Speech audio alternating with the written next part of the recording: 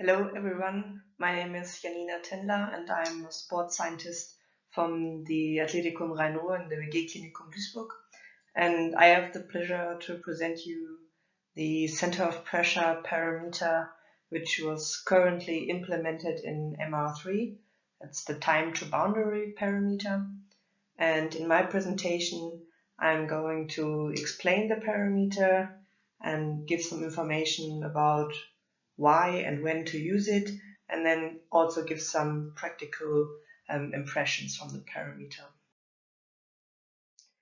Center of pressure parameters can be used in measurements of postural control, for example a single leg stance, and they are widespread in research but also in daily use if you want to quantify postural control performance, for example. And the currently used traditional center of pressure parameters are listed here. This is the 95% confidence ellipse area, which is the area that the center of pressure is moving through. Then we have the center of pressure trace, which is basically the distance, and also the mean velocity. So when you hear this, you might think, why do we even need a new parameter in center of pressure analysis? And I was thinking the same about a year ago. In Duisburg, we are currently working in a project on chronic ankle instability. And in this field, measurements of postural control are also a big topic.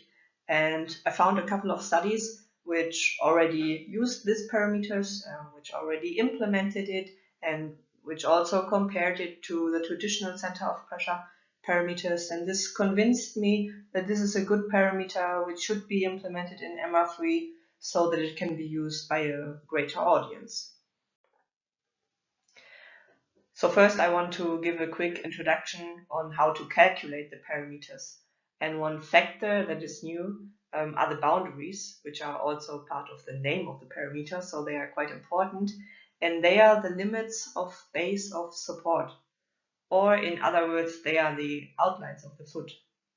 But not, as you can see in the picture, the individual detailed outlines of the foot, but they are more modeled as a rectangle around the foot, so that they give boundaries in the anterior, posterior, medial, and lateral direction. So what's the formula behind time to boundary? It's a quite easy formula. It's distance divided by velocity. And I'm going to explain this in a little example. So if you're standing in single leg stance, then your center of pressure is constantly moving. And if we take a specific time point, then we get a center of pressure data point and its instantaneous velocity. And if I was swaying at this time point into my anterior direction, then the direction of the velocity was also into my anterior boundary. And what's meant by distance then is the distance of the center of pressure data point to the anterior boundary. If I was swaying to my lateral side, then the direction of the velocity would be also into my lateral boundary. And then what's meant by distance in this case is the distance between the center of pressure data point and the lateral boundary. That means that the distance is always dependent on its referring direction of the velocity of the center of pressure data point. So in easy words, that would mean that time to boundary says that if I would keep my instantaneous velocity at each individual center of pressure data point, how long would it take me to reach my boundaries, which are my limits of base of support, and which are also my limits of postural control, because if I go over these limits, then I would lose my balance. And the parameter covers both spatial and temporal information, because we have data about the position of the center of pressure and the velocity combined into one parameter. And I think that this is one of the main big advantages of the parameter, in my opinion. So let's take a step further to the data analysis. It's important to know that the analysis is splitted into the medial lateral and the anterior posterior direction. And because time to boundary is calculated at each single data point, we get a time series of time to boundary. And this is what you can see on the figure here. This is a trial of postural control over 2 seconds. And on the y-axis, you can see the time to boundary in the medial lateral direction. And the points that are marked with the circles are the local minima of the time to boundary. And they are of interest because they represent the least time to loss of postural control. And that's why in studies, this parameter is always reported. So either the absolute minimum or the mean of the minima. And it's important to remember that a minimum time to boundary can result out of different situations. So case 1 is that my center of pressure position is already quite near to a boundary. I don't really have to have a high velocity at this time, but because of the close distance to the boundary, the time to boundary would automatically be quite low. Case 2 is that my center of pressure position is quite centered, but I have a really high velocity, then my time to boundary would also be really low. And I think it's really important to keep that in mind, that this also always on a spectrum between both parameters.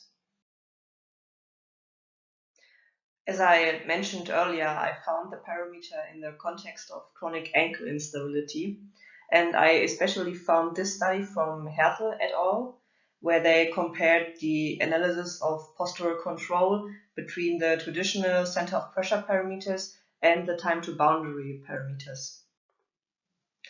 And the setting of the study is that they had patients with chronic ankle instability and a healthy control group.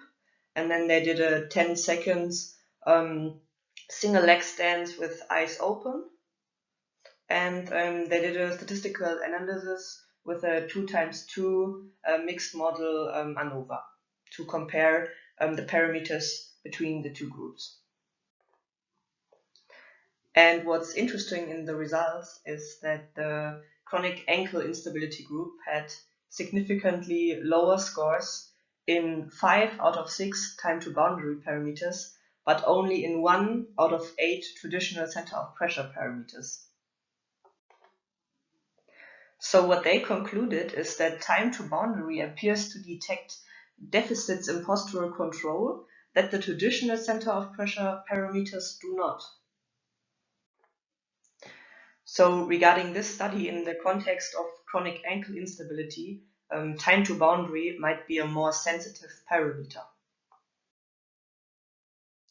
So since I'm using the parameter for a couple of weeks now in our ankle project in Duisburg, I wanted to give you some practical impressions from the parameter and its analysis.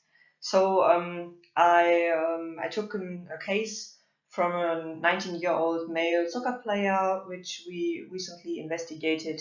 He had an acute LTFA rupture on his right foot. And we're doing a big diagnostics, which also includes measurements of postural control. And one performance measurement of postural control is the single leg stand with eyes closed over a time series of 10 seconds. And we are performing the first diagnostics 2 weeks post-injury. And then there's a 6-week intervention. And the intervention group receives a sensory motor training, which is what you can see in the picture here.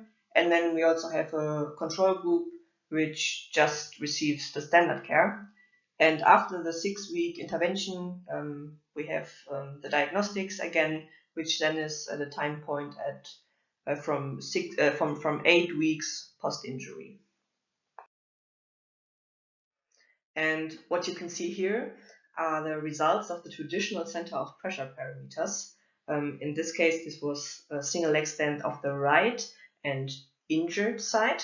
And you can see T1, so that means before the training intervention, and T2, which was after the training intervention.